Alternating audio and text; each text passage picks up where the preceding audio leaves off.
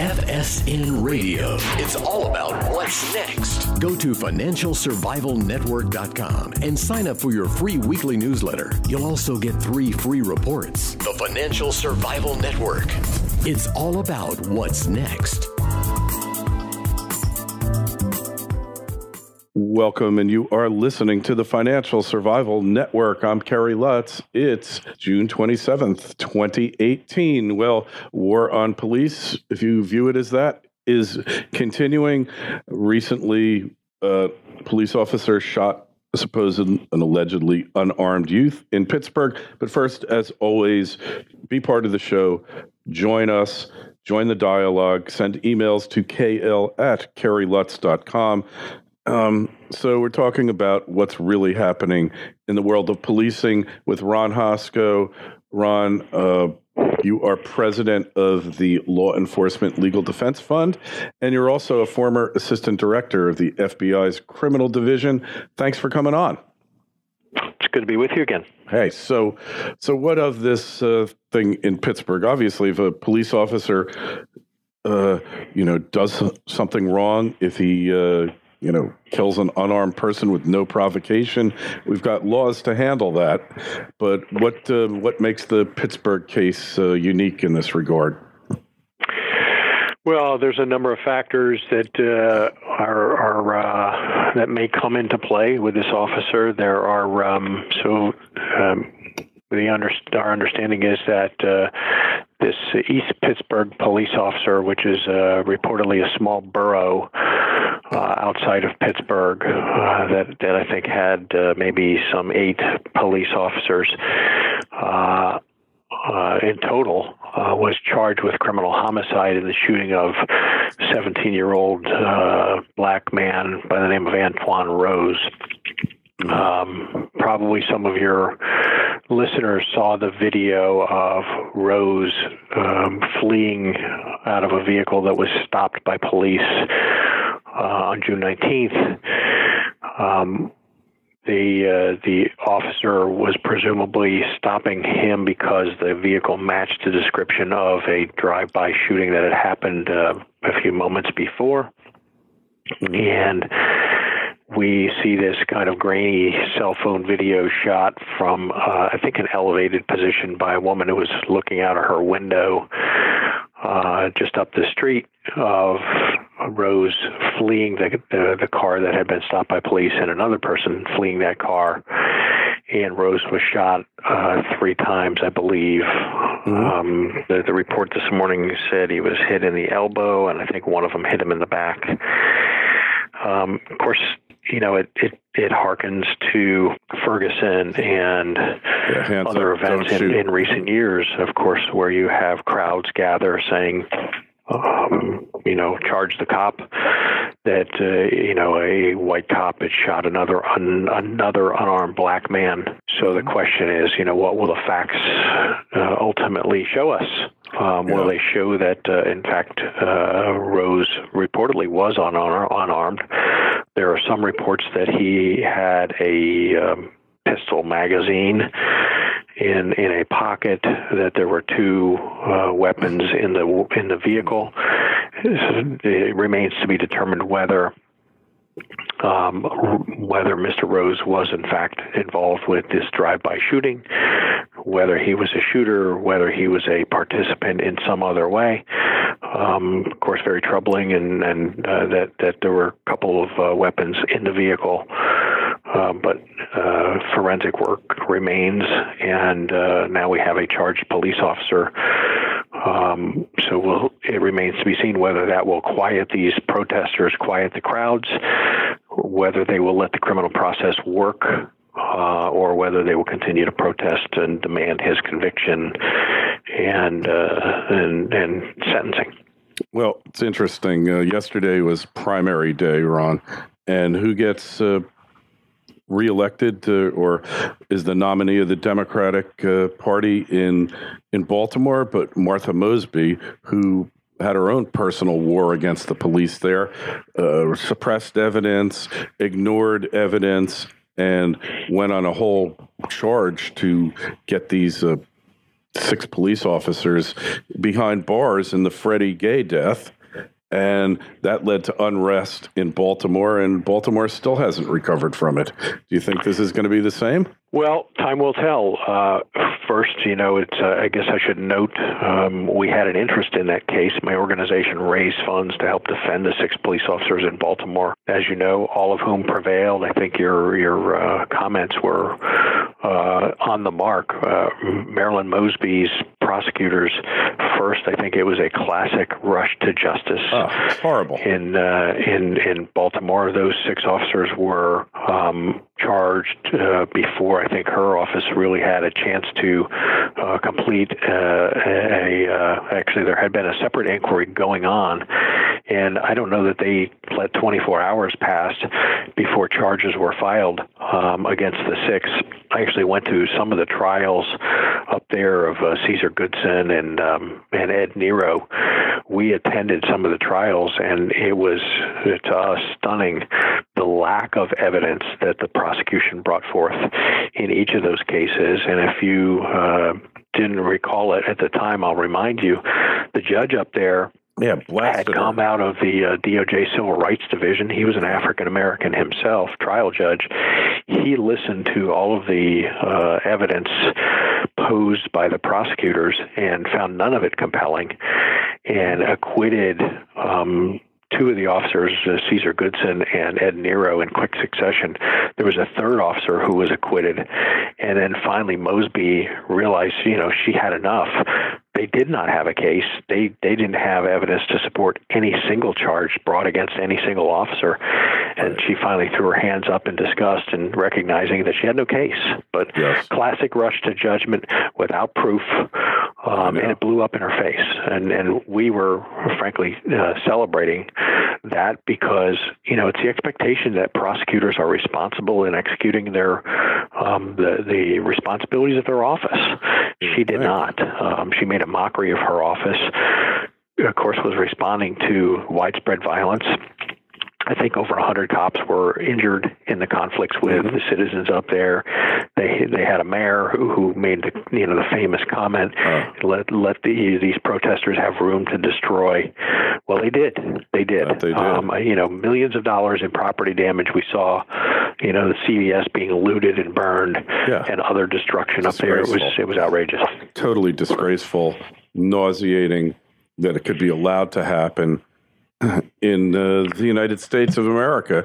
And this woman is going to be the DA or the state's attorney, whatever they happen to call it, in the great state of Maryland. And this is just typical of the war on police. Hey, what about the war on the ICE agents here? What are your thoughts here? Well, it to me is troubling. I was reading an article this morning where WikiLeaks had doxed. This is a kind of a cyber intrusion where an offender gets presumably sensitive information on a target, whether it's somebody in government, somebody in law enforcement, and tries to put that out in the public domain to ultimately make those law enforcement personnel less safe. That's reportedly what happened by WikiLeaks' hand. Somebody, collected information on thousands of ICE agents and is presumably putting it out on the internet to, give up their home addresses, give sensitive financial information out, background information. And, the goal is to make those ICE agents a target for other evildoers who would want to bring them harm, damage them financially, somehow exploit sensitive family information. I think that I feel badly for ICE agents, for CBP agents right now who are put to the test where they're trying to defend our borders, to engage in responsible law enforcement. That is what's expected by our government. In a time when Congress can't decide how they're going to police our borders, how they want to patrol our borders, what funds they want to put to securing people who come across our open spaces with an eye toward just getting in the country and dropping an anchor here. These men and women have a tough job, and now they have yet another enemy while they're being demonized by the liberal media, by anybody who can to try to take advantage of weakness in our borders, whether it's liberalism or globalism. They have a law enforcement job to do. I think they're trying to do it as responsibly as they possibly can in very, very difficult times. So, and they're at the border. They're often getting shot at. People think, the border, it's just like a flat piece of land with a fence. It's not it at all. There's no fence.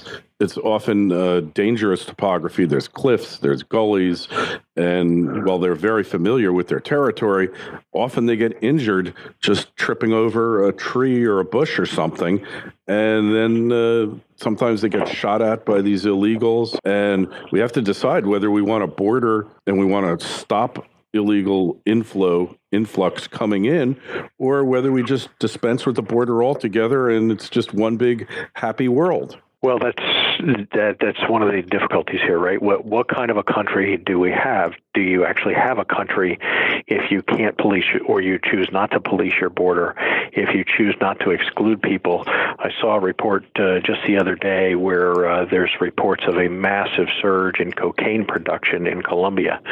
I think the estimate was cocaine production went up 19% from some 770 metric tons to over 900 metric tons in 2017.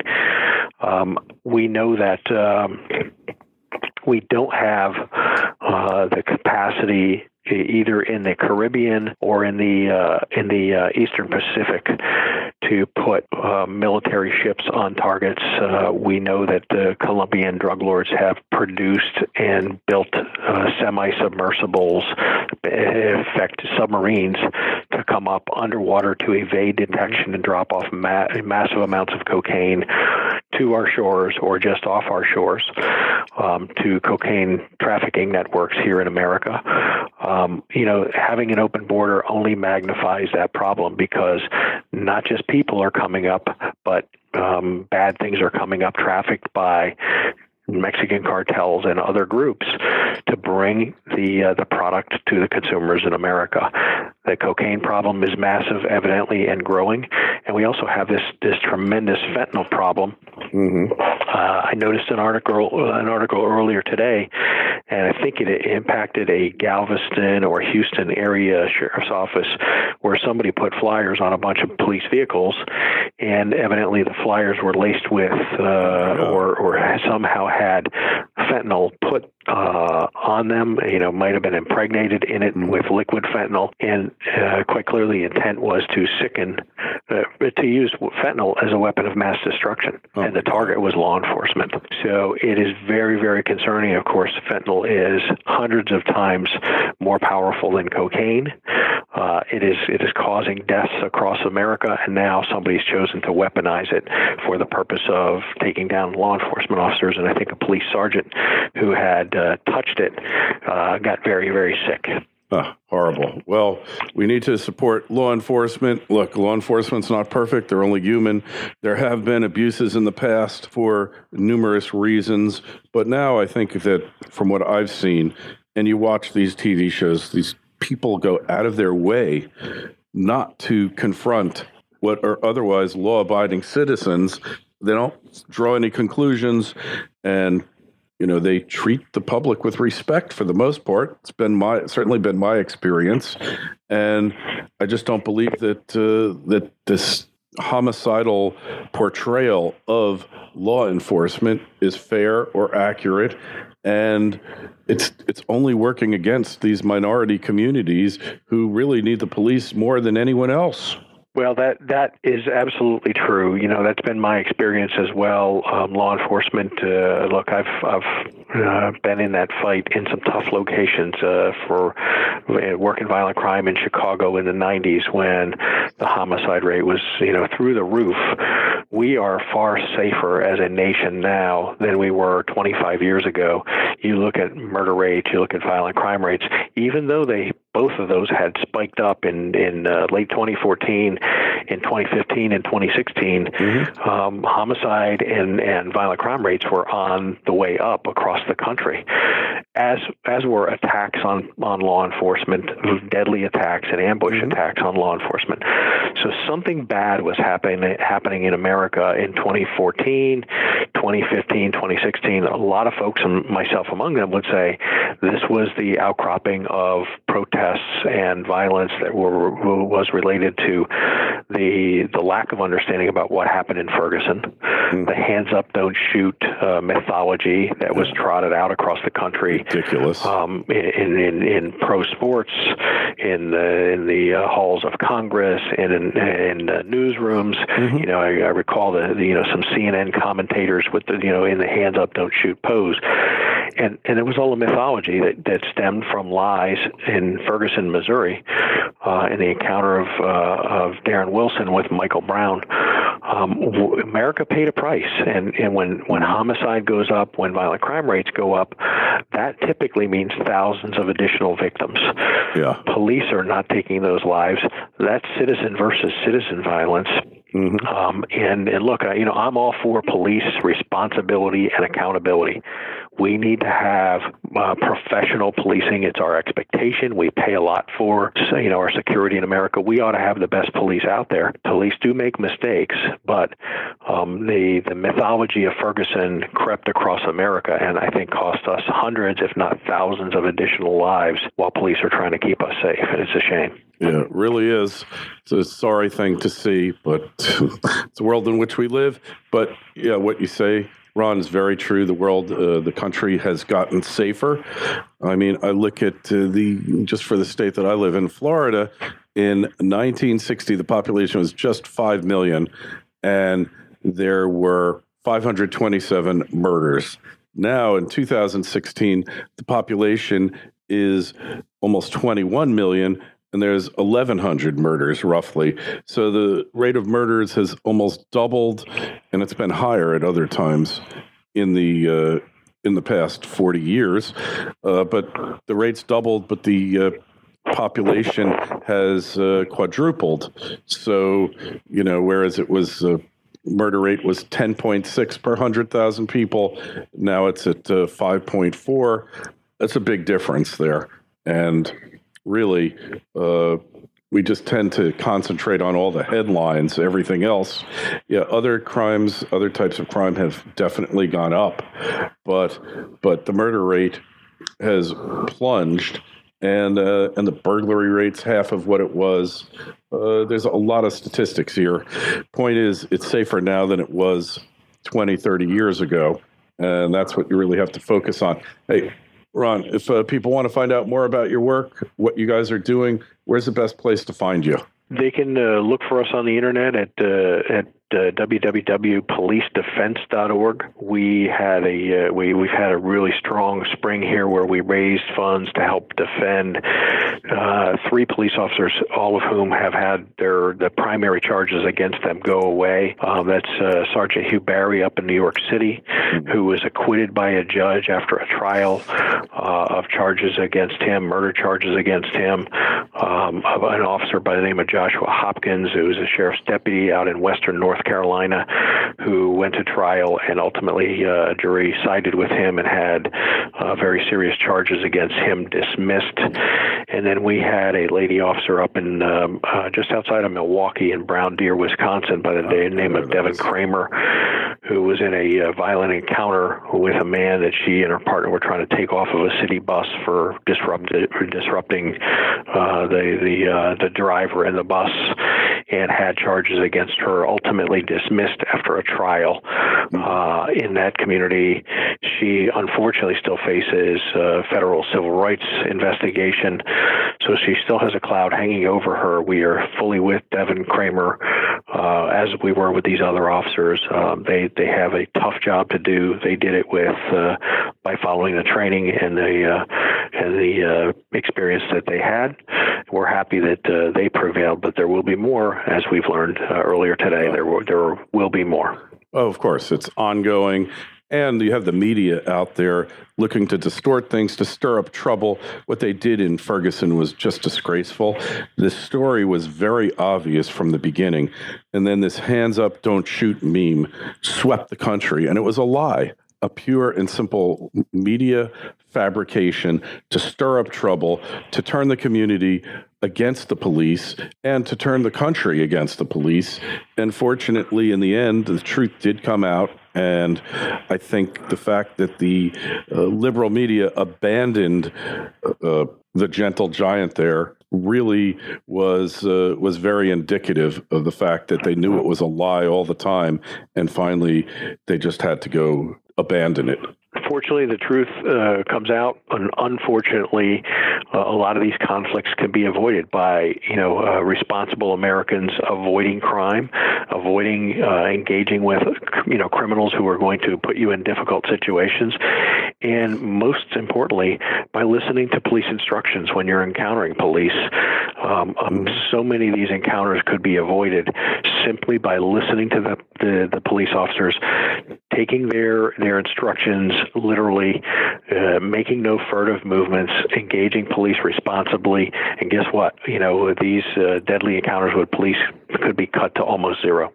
Hey, this just reminds me of a book by Tom Wolfe, the late great author, called Bonfires of the Vanities, where some guy accidentally hits a young youth, and all of a sudden he becomes a choir boy and an honors student, and it's all made up by the media to take this person down. And this is exactly the template they used.